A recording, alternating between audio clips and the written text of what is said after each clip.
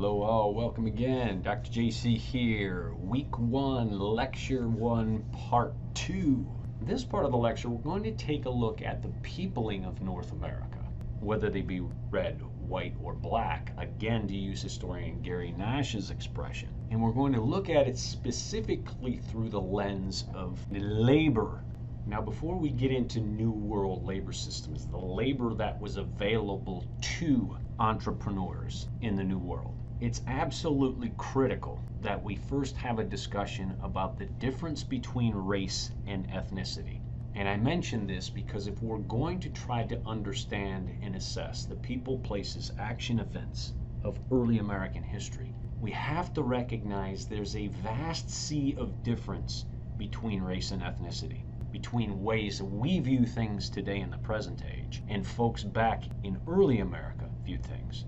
In the 1700s and early 1800s, there was a clear recognition and understanding that some people had a different colored pigmentation to their skin, but society wasn't necessarily constructed based on the color of people's skin. Rather, one's ethnic origins mattered much more. For example, and we'll come to this in a later lecture, in the early 1800s, shopkeepers would put signs on their doors saying, "Help wanted, Irish need not apply." Thus one could argue, well, how would one white person not want to hire another white person? Well, if you were English, you might not want to hire somebody that's Irish. Naturally, this is just one example. I could choose several examples, and we'll talk about some of those in the weeks ahead, where red-skinned folks don't necessarily get along with one another, or black-skinned folks don't necessarily get along with one another. We'll see examples of this. So it's important to understand that we try to leave the 21st century idea of race behind when we are traveling back in time and trying to assess the people, places, actions, and events of early American history, because ethnicity mattered much more than race did. As it relates to New World labor systems, the use of labor in the New World here, it's important to understand that treatment of laborers, didn't matter if they were red, white, or black, really did vary by the European nation, so that one's experience of working for the French was different than working for the British, and it varied by commodity too. One's treatment, health, and welfare differed if you labored in tobacco versus, say, sugar. So the discussion here will be much more general than specific per se, and I do want you to keep that in mind. Looking first at the use of Native peoples, First Nations peoples here as a sense or source of labor in the New World, European entrepreneurs quickly came to recognize that the limitations far outstripped the benefits relating to the use of quote-unquote red-skinned labor. Aside from being careful not to offend Native peoples here, especially because Native peoples here in North America exceeded in number white settlers by the millions upon initial contact. Important to keep that in mind. Entrepreneurs recognize that we need these folks, not just to help us navigate these lands, explore these lands, settle these lands, but for trade. So partly out of this desire not to destabilize any relationship with First Nations peoples, entrepreneurs were careful not to make too heavy use of native labor. Beyond that, and perhaps even more importantly, tragically importantly, was the sheer fact that Native peoples here to North America did not have the immunities, antibodies, necessary to protect them from European diseases such as smallpox. And because of these high fatality rates, it called into question the use of red-skinned labor. I mean, how much time do I really want to spend training someone that might not be here tomorrow? A third and ancillary negative component to making use of red-skinned labor, as European entrepreneurs came to view that in the New World, was the fact that these folks could run away. I mean, if they ran off of your plantation back into the woods, back into woods they knew and probably had friends there, Are you really going to chase after them? Probably not, because you'd like to keep your head on your shoulders. So native peoples could steal themselves away as quickly as they may have been sold or stolen into servitude to begin with. Taken together, these three weighed heavily against continued use as a labor source in the New World.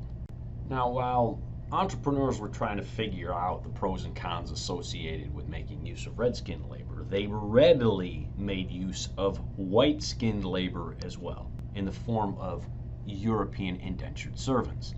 While we will be talking about this more deeply in weeks ahead, one might ask, what in the blue blazes is this whole indentured servitude thing? How does this work? Well, essentially, Europeans that wanted to come to the New World but didn't have enough coin to pay their way would negotiate contracts with the companies or shipmasters, whoever it might be, and essentially sign their life away for X number of years, their labor for X number of years, in return for transport to the New World. It's important to point out, in fact, crucial in a way, to point out that roughly 50 to 67% of all Europeans that came to the New World did so as indentured servants. So as we move into lectures ahead, I want you to bear in mind that there's a smaller segment of society that owns quite a bit, a larger segment of European society that doesn't own much. Generally speaking, they're from different social classes and they don't like one another. And we'll talk about the impact of this in weeks ahead, to include the impact of this on the American Revolution. Keep that in the back of your mind. Yet just because you couldn't afford to pay your way to get here, once you did get here, you could rise. There was social mobility here. And we'll talk about this concept of social mobility in weeks ahead. But as it relates to the pros and cons associated with white-skinned labor, they were really largely imbalanced until you get to this one key tipping point into the negative, or why we might not want to use it scale.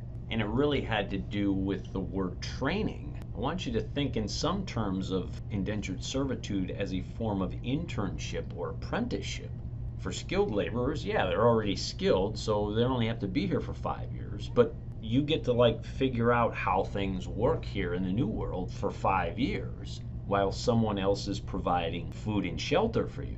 Unskilled laborers, you get to figure out the same thing as the skilled folks, and at the same time perfect a trade, figure out what grows best where and when without you having to bear the expense of that. So that at the end of 5 years or 7 years, essentially indentured servants have become master craftsmen, master planters in their own right, and once free they can move wherever they want and become competitors to the people that paid to bring them over here in the first place. So do you really want to train your competition? Doesn't make a lot of good business sense, right? Before we move into black-skinned labor and this brutally tragic event that was the transatlantic slave trade, I'd be remiss if I failed to link European indentured servitude with that proclamation of 1763 we talked about in part 1. You recall that that proclamation of 1763 was where the king, George III, said, British colonial Americans, you will not travel further west than, bam, this line. Well, imagine for a minute you're an indentured servant in 1762, and your indenture's about to expire, and you're about to become a free person that can go wherever she or he chooses, only then to find out that some king thousands of miles away across the pond, this ocean, this Atlantic Ocean, says you can't. Most of those indentured servants are thinking, try to stop me. So when we get into causes of the American Revolution moving forward, keep that point in mind. As it relates to black-skinned labor here in the New World, to include African slavery, it's important for us to recognize that in the first 50 years or so of settlement, from roughly 1620 to about 1670, many blacks arrived here as indentured servants, not slaves. And many went on to have very successful careers themselves, very successful property owners. A great example of that is an individual by the name of Anthony Johnson. Recommend everybody take a minute to Google him. But by the time we get to the 1670s, by the time we start to see plantation agriculture more readily embraced, laws within colonies such as Virginia will begin to change and be very regressive. They will change along racial lines. Talk about the impact of that in weeks ahead. So what were some of the reasons for these changes in laws? Well, some of them had to do with the fact that entrepreneurs realized that white and red-skinned labor wasn't working. And the nature of black folks that came over here, the strengths associated with black folks, not just physiologically in their ability to work in really hot, humid environments, not just medically, their ability to seemingly not be impacted by European diseases like the smallpox, and because of their own industry and ingenuity. These aren't stupid people. They knew how to do rice. They knew how to do yams or sweet potatoes. These were very successful entrepreneurs in the old world. And as the result of all these strengths of character, it led entrepreneurs, mostly white European entrepreneurs, to look for ways to manipulate and control this form of labor. And this is where we get into this difference between race and ethnicity, because there'll be a readily available labor market for black souls in Western Africa. So the question might be, how does all this black labor become available in Africa? Well, we can go back to the word trade again here. As European trading ships came down the coast of West Africa, they'd pitch into port and trade their wares. They quickly came to understand that African peoples prized iron, they prized cowrie shells, and they prized these weapons, these muskets that were available. And in return, African peoples would supply things that they had in great supply, like gold and people. It's important to recognize that in Africa there were over 9,000 different language groups. That means there's 8,999 other people that probably play their music too loud and you don't like them. There's a series of internecine wars that are fought. These are wars fought between different peoples in areas that have long not liked one another.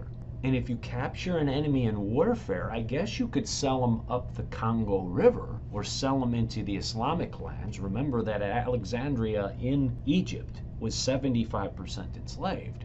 Well, those people could become free and return home. Maybe it's better to sell them to these Europeans and ship them all the way across the Atlantic, never to be seen from again. So as a result of all this, we've got to understand that it's not just white Europeans that are making tons of money. This is a lucrative business, trading people. Black folks are as well, and probably no better example of that than the Kingdom of Dahomey. Well, I'd ask everybody to Google the Kingdom of Dahomey, D-A-H-O-M-E-Y, as shown on the map here. For more specifics, the CliffsNotes version here is this. It became a regional dominant power from about 1600 to roughly about 1900, so about 300 years, based on two things: conquest and the sale of slaves. Conquest came from trading Europeans for arms. Arms then used to create a powerful war machine and a society that also practiced Vodun, what we might call voodoo. And we'll get more into religious syncretisms in lectures ahead. So Dahomey provides us a great example of some black folks ethnically not liking other black folks, using technology to their advantage for what? Power. Sounds like a similar story, does it not? We'll see this in the white-skinned world, and we'll see this in the red-skinned world as well. It reveals a basic shared humanity, virtues, and in this case, vices. With all this money to be made, it led to, unfortunately, this transatlantic slave trade, where some 10 to 12 million, yes, with an M, million souls will be forced to leave their homes. That's what's known as the diaspora, African diaspora. Anytime you see the word diaspora, think of a forced migration. The transatlantic slave trade is just that, a forced migration. Thus armed, pardon the pun, with a seemingly endless supply of black labor. Labor, mind you, that has shown an ability to resist European disease, work in ridiculous climates, have incredible knowledge of mechanical and agricultural things, and in a land they didn't know anyone. Entrepreneurs in the Americas quickly decided it was worth the upfront cost. And as plantation agriculture took root in the Americas, so too did African slave labor, the dominant form of labor. Money and morals don't always mix, and we'll talk more about this in weeks ahead. Dr. JC out. Week 1, Lecture 1, Part 2.